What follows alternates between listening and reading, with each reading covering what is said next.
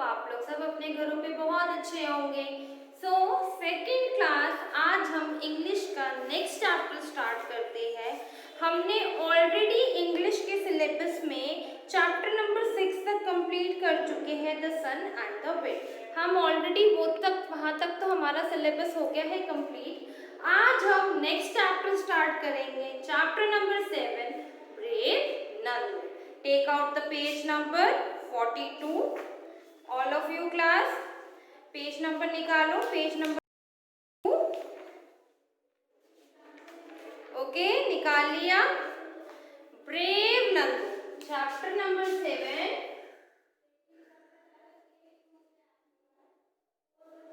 Brave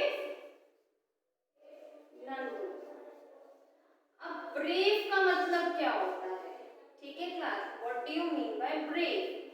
brave का मतलब बहादुर, साहसी।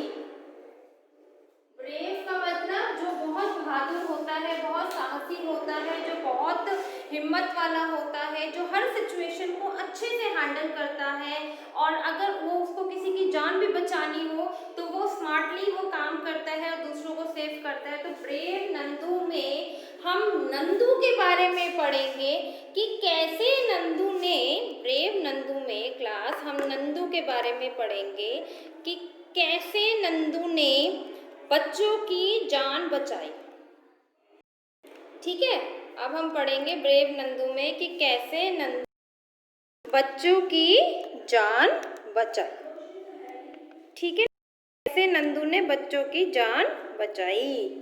ठीक है क्लास, अब हम ब्रेव नंदू में पढ़ेंगे कि कैसे नंदू ने बच्चों की जान बचाई। तो ब्रेव नंदू एक स्टोरी है, किसके बारे में? नंदू के बारे में। ओके क्लास, तो आज हम पढ़ेंगे ब्रेव नंदू। ठीक है, ब्रेव का मतलब बहादुर और साहसी, बहुत बहादुर होता है, जो हर सिचुएशन को अच्छे से हैंडल करता है, जो हर चीज को अच्छे से समझ के उस चीज को करता है। तो brave Nandu, chapter number 7, brave Nandu. ये जो स्टोरी है, एक नंदू, एक बॉय का नाम है जिसका नाम है नंदू। नंदू के बारे में है। जो नंदू है ना, वो बहुत ही पुअर फैमिली से बिलोंग करता है, मतलब उसके मम्मी पापा के पास इतने मनी नहीं है कि वो पढ़ सके, वो जाके स्टडी कर सके। जो नंदू है वो बहुत ही पुअर फैमिली से बिलोंग करता है। उसके मदर फादर के पास इतना पैसा नहीं है कि वो नंदू को पढ़ा सके। ठीक है, तो नंदू क्या है? नंदू अपने मम्मी पापा की तरह ही, जो उसके मम्मी पापा काम करते हैं वही नंदू भी काम करता है। जैसे उसके मम्मी पापा काम पे जाते हैं वैसे नंदू भी जाता है। ठीक है क्लास, ओके क्लास। तो नंदू जो है बहुत ही पुअर फैमिली से बिलोंग, मदर फादर के पास इतने पैसे नहीं है कि उसको पढ़ा सके, तो वो काम करते हैं। जो उसके मदर फादर काम पे जाते हैं वो भी उनके साथ काम पे जाते हैं। नंदू जब अपना काम फिनिश कर लेता है तो वो रिवर के पास जाता है रात को, क्योंकि उसको रात को आसमान में चमकते तारे और मून की जो अलग अलग शेप्स होती है उसको देखना उसको बहुत अच्छा लगता है। ठीक है क्लास, तो नंदू जब वहाँ बैठा होता है और नंदू अपना मतलब जब काम कर रहा होता है तो वो देखता है कि एक रिवर के पास कुछ बच्चे एक व्हील कार्ट क्या होती है, जो छोटी सी लोहे की कार्ट होती है, रेडी जिसको कहते हैं, उसके ऊपर खेल रहे हैं। और जब कुछ ही टाइम में वो जो रेडी है, वो रेडी ना मतलब कीचड़, और वो कीचड़ बिल्कुल रिवर के पास है और रेडी भी बिल्कुल कीचड़ के। कुछ देर में वो देखता है कि वो रेडी जो है धीरे धीरे कीचड़ से निकल के है, और एकदम से रिवर में जैसे वो रेडी गिरती है उसके ऊपर जो 2 बच्चे खेल रहे होते हैं वो भी उसमें जाके गिर जाते हैं। अब जैसे ही वो बच्चे अपने आप को बचाने की कोशिश करते हैं, नंदू उसी रिवर के पास ही काम कर रहा होता है और वो फटाफट से भाग के जाता है, उन बच्चों को बचाता है और उसके बाद नंदू बहुत फेमस हो जाता है। तो ये था आपका चैप्टर का इंट्रोडक्शन क्लास। ठीक है, let us start the chapter number 7, brave Nandu. This story describes the bravery of a boy named Nandu. ये एक स्टोरी है जो हमें बताती है, डिस्क्राइब मतलब बताती है, समझाती दिखाती है। The bravery of a boy, एक बॉय की ब्रेवरी, एक बॉय की बहादुरी, जिसका नाम था नंदू। ये स्टोरी हमें बताती है उसकी ब्रेवरी की, उसकी बहादुरी के बारे में, जिस बच्चे का नाम, उस बॉय का नाम क्या था? Nandu. Nandu is a poor boy who live near the bank of a river. Nandu एक बहुत ही गरीब बच्चा था जो रिवर के पास रहता था। नंदू कहाँ रहता था? रिवर के पास रहता था। और नंदू बहुत ही गरीब बच्चा था जो कि रिवर के पास रहता था। एक दिन he saves the life of two drowning children. एक दिन उसने दो डूबते हुए बच्चों की जान बचाई। क्या करी? एक दिन उसने दो डूबते हुए बच्चों की जान बचाई। For this courageous he was rewarded by the government। और उसने जो हिम्मत वाला काम किया, उस हिम्मत के काम के लिए उसको गवर्नमेंट ने, उसने जो सरकार ने उसको अवार्ड दिया, उसको प्राइज दिया। चिल्ड्रन, आप सब बच्चे भी, you too should be brave in life. और हमें भी अपनी लाइफ में बहुत ब्रेव होना चाहिए। हमें चीज़ों से डरना नहीं चाहिए। जो सिचुएशन अगर हमारे आगे डिफिकल्ट सिचुएशन भी आती है तो हमें उसको भी बहुत ही ब्रेव होके फेस करना चाहिए। और अगर कोई मुसीबत में होता है तो हमें ब्रेवरी से सामने वाले को मोटिवेशन करना चाहिए कि नहीं, आप इस मुसीबत का हल निकाल सकते हो और आप इससे बाहर निकल सकते हो, और उसकी भी करनी चाहिए ताकि आप भी ब्रेव रहो और सामने वाला आपको देख के ब्रेव बन जाए, और जो भी डिफिकल्ट सिचुएशन वो देख रहा है वो उस सिचुएशन से बाहर निकल आए। ठीक है ना क्लास? तो आपने जैसे कि हमने पढ़ा, ये जो स्टोरी है ये स्टोरी नंदू के बारे में है। नंदू एक पुअर बॉय है, एक गरीब बच्चा है जो कि कहाँ रहता है? रिवर के पास उसका घर है। एक दिन वो दो बच्चे, डूबते हुए बच्चों की जान बचाता है, और इस करेजियस टास्क को, इस हिम्मत वाले टास्क की वजह से, इस हिम्मत दिखाने की वजह से गवर्नमेंट ने जो सरकार है वो नंदू को प्राइज देती है। और हमें भी नंदू जैसा ब्रेव बनना चाहिए, हमें भी नंदू जैसा बहादुर बनना चाहिए, ताकि हम भी अगर कोई मुसीबत में हो तो उसको उस मुसीबत से बाहर निकाल सके। और अगर हम पे भी कोई मुश्किल आती है क्लास सेकेंड क्लास, तो हम भी उस चीज का डट के सामना कर सके। ठीक है ना क्लास?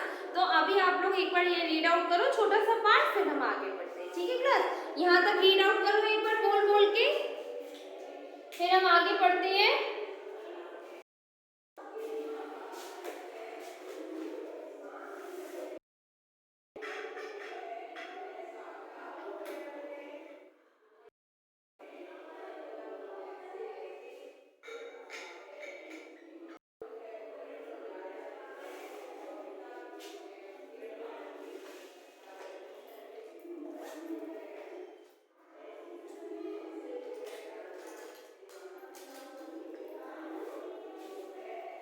रीड आउट करो क्लास, फिर आगे चलेंगे, हम आगे रीड करेंगे।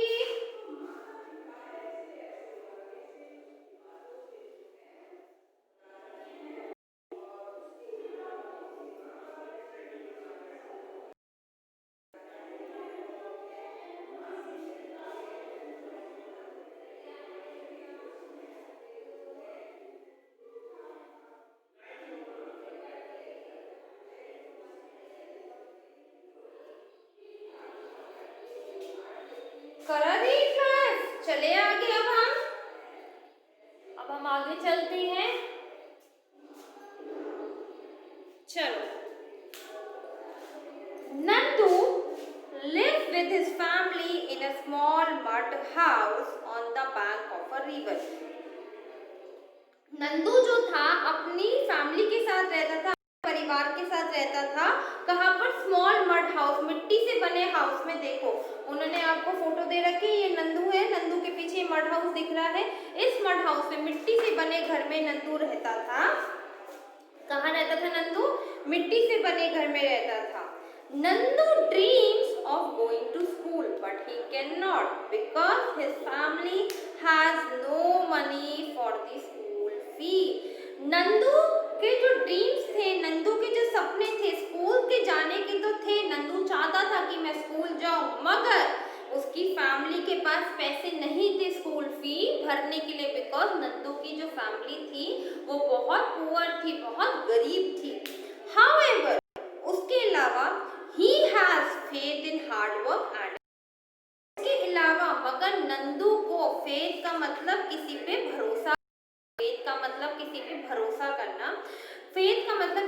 भरोसा करना। अब जैसे आप स्कूल आते हो, आप हम टीचर से कुछ पूछते हो तो आपको अपनी टीचर्स पे भरोसा है ना कि मैम हमें जो बताएंगे अच्छा बताएंगी, एक विश्वास है ना। तो फेथ का मतलब है ट्रस्ट, इसको ट्रस्ट भी कहते हैं। He has faith in hard work, उसको अपने हार्ड वर्क पे, नंदू को अपने हार्ड वर्क पे, अपने मेहनत पे बहुत विश्वास, में भी नंदू बहुत विश्वास रखता था।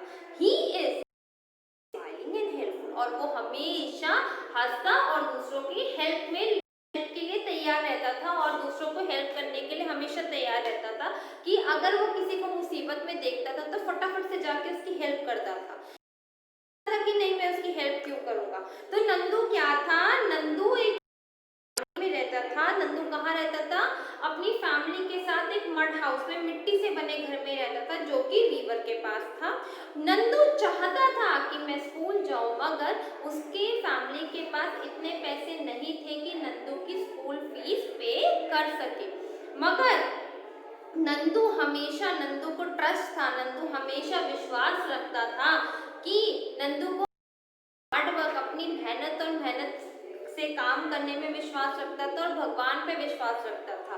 और नंदू हमेशा स्माइलिंग, हंसता और दूसरों के लिए हमेशा आगे रहता था। ठीक है क्लास, तो एक बार ये वाला भी पैराग्राफ रीड करो, आपके पास 2 मिनट्स है, ध्यान से रीड करना क्लास, फिर हम आगे चलेंगे। यहाँ तक रीड करो क्लास, फिर हम आगे चलेंगे। 2 मिनट्स है आप लोगों के पास।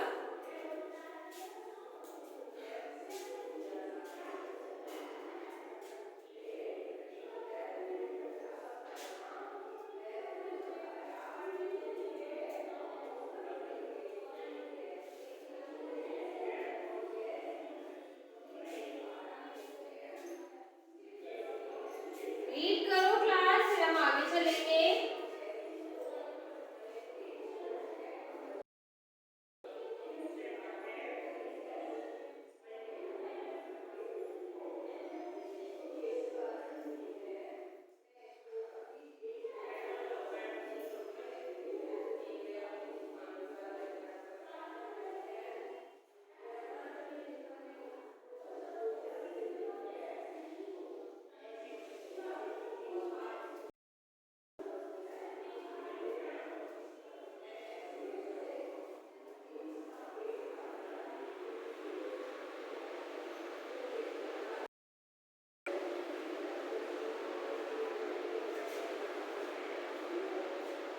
रीड करो क्लास।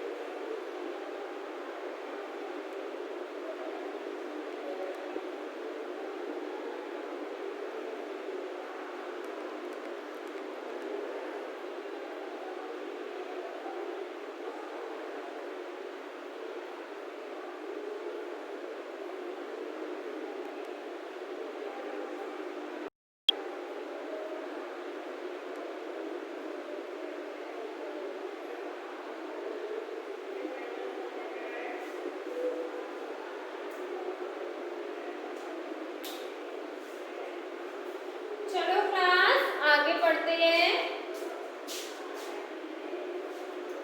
वन डे, एक दिन, सॉरी, नंदू के बारे में हमने पढ़ा, हम आगे पढ़ते हैं। He always helps his parents with work in the house. Nandu जो था अपने पेरेंट्स के साथ उनके घर के कामों में भी हाथ बटाता था। In the evening he goes to watch the sunset over the river. और शाम के टाइम पे वो जाता था सनसेट देखने की, जब सूरज डूबते हुए की जो पिक्चर, जो नंदू था रिवर के पास जाता था सनसेट देखने के लिए। He loves to see the twinkling star and the changing shape of the moon. और जब वो सनसेट खत्म हो जाता था तो थोड़ी देर बाद मून निकलता था और मतलब पूरे स्काई में छोटे छोटे स्टार जो है ट्विंकलिंग करते थे, शाइन करते। तो नंदू को ये स्टार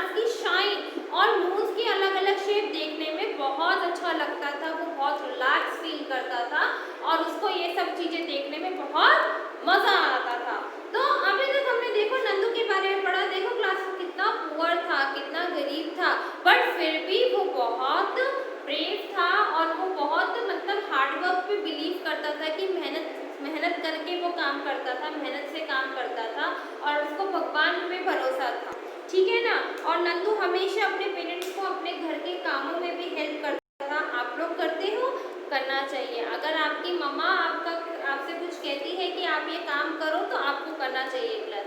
ये नहीं कि नहीं मम्मा मैं ये काम करो मैं वो करो, आपकी मम्मा भी तो आपका काम करती है ना। आपके पेरेंट्स मम्मा पापा घर में जो भी आपके साथ रहते हैं सब आपका काम वर्क करवाते हैं ना।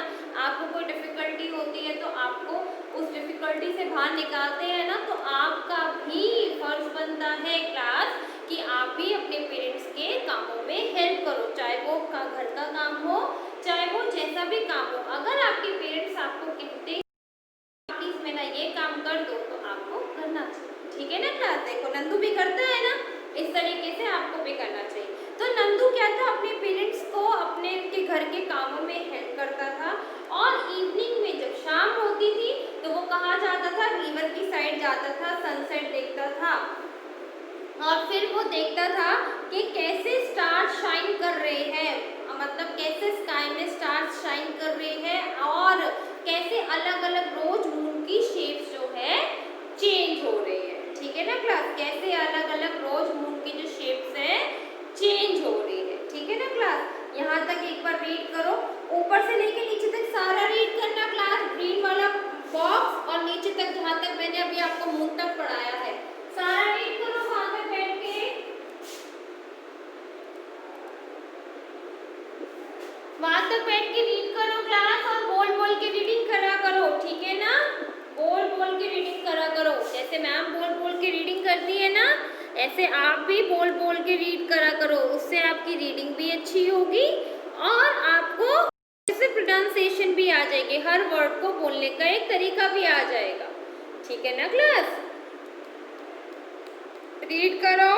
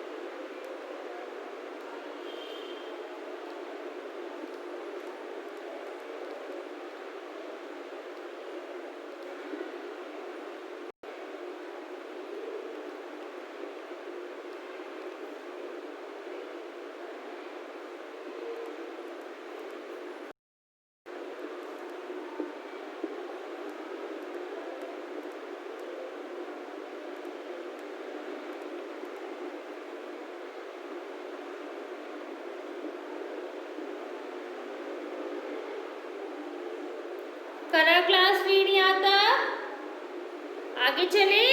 चलो नेक्स्ट पढ़ते हैं।